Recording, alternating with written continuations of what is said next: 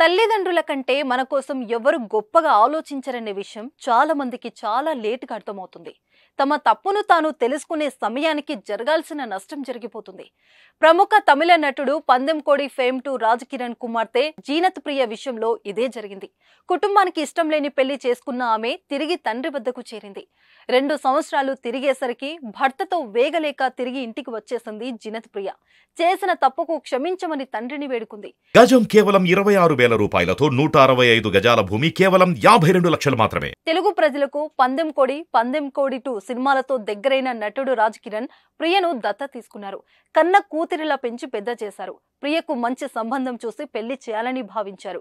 కానీ ఆమె టెలివిజన్ నటుడు మునిష్ రాజాను ప్రేమించి అతడితో లేచిపోయింది. 2022లో వీరు చాలా సాదాసీదిగా పెళ్లి చేసుకున్నారు. అయితే మునిరాజా ప్రవర్తన ఇష్టం లేని రాజ్ కిరణ్ ఈ పెళ్లిని ఆమోదించలేదు.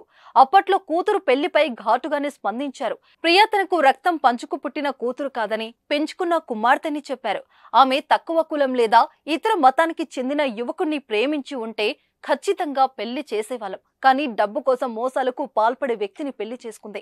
అందువల్ల వారితో మాకు ఎలాంటి సంబంధం లేదు అని సోషల్ మీడియా వేదికగా తన ఆగ్రహాన్ని వెళ్లగక్కారు.